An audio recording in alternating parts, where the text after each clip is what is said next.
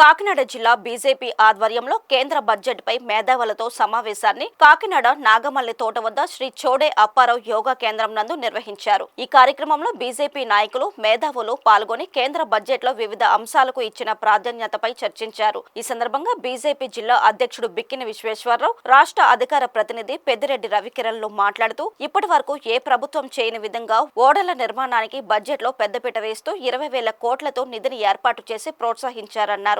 దేశంలో ఓడల నిర్మాణ శాతం పెంచే విధంగా ప్రభుత్వం అడుగులు వేస్తుందని తెలిపారు. ప్రపంచ దేశాలలో భారత్ ను అత్యంత శక్తివంతమైన దేశంగా నిలిపేందుకు కేంద్ర ప్రభుత్వం ఎనలేని కృషి చేస్తుందన్నారు.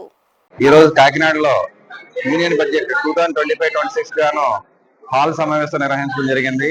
ఈ సమావేశానికి ముఖ్య వక్తగా శ్రీ పెద్దిరెడ్డి రవికిరణ్ గారు అందరికీ కూడా ఈ బడ్జెట్ కోసం ప్రతి అంశాన్ని స్పృశిస్తూ చాలా క్లియర్ గా ఎక్స్ప్లెయిన్ చేయడం జరిగింది.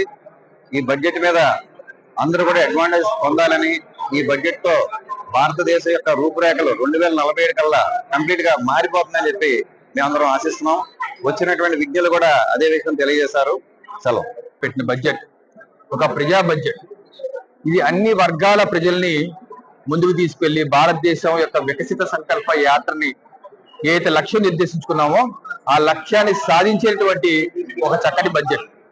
పేదలు, రైతులు, మహిళలు, యువత, మధ్యతరగతి, పరిశ్రమలు, మౌలిక వసతులు, ఈ రకంగా 7 రంగాల్లో ఏ రకంగా ఇంద్రధనుస్సులు అయితే 7 వర్ణాలు ఉంటాయో ఆ ఇంద్రధనుస్సులు పోలినటువంటి ఇంద్రధనస్సు బడ్జెట్.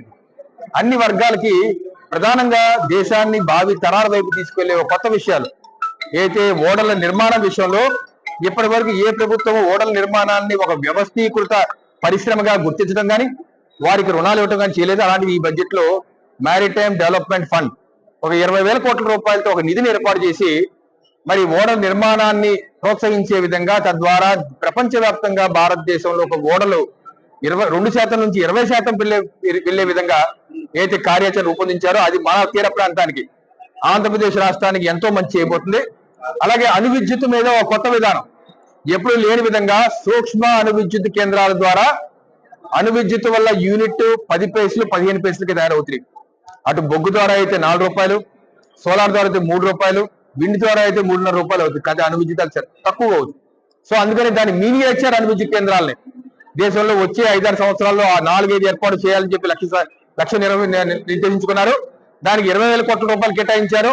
దాన్ని మన ఆంధ్రప్రదేశ్ రాష్ట్రం అందిపుచ్చుకొని మనకున్నటువంటి ఏదైతే లక్ష్యం ఉందో 30 లక్షల కోట్ల రూపాయలు పెట్టుబడి 20 లక్షల ఉద్యోగ ప్రత్యక్ష పరోక్ష రావాలని చెప్పి సంకల్పించాము. దానికి చక్కటి ఫౌండేషన్ స్టోన్ ఆ యొక్క కార్యక్రమం చేయబోతుంది. అలాగే అనేక రైతుల విషయంలో కావచ్చు, కిసాన్ క్రెడిట్ కార్డు యొక్క పరిమితిని 3 లక్షల నుంచి 5 లక్షల వరకు పెంచారు. కొత్త పథకం ప్రధానమంత్రి ధనధాన్య కృషి యోజన కొత్త పథకం. ఈ పథకం ద్వారా దేశంలో ఉన్నటువంటి 100 జిల్లాలు ఏదైతే వ్యవసాయ ఉత్పత్తిలో వెనకబడ్డాయో, వ్యవసాయదారులు ఇబ్బంది పడుతున్నారో అటువంటి జిల్లాలు, ఉదాహరణకు మన రాయలసీమ, ఉత్తరాంధ్ర ప్రాంతాలను కూడా దానిలో జోడించి ఆ రైతులకి అన్ని విధాలుగా అండదండలుగా ఉంటూ వారి యొక్క అభివృద్ధి ధ్యేయంగా 2 కోట్ల మంది రైతులకి మంచి చేసే విధంగా ముందుకు వెళ్తున్నారు.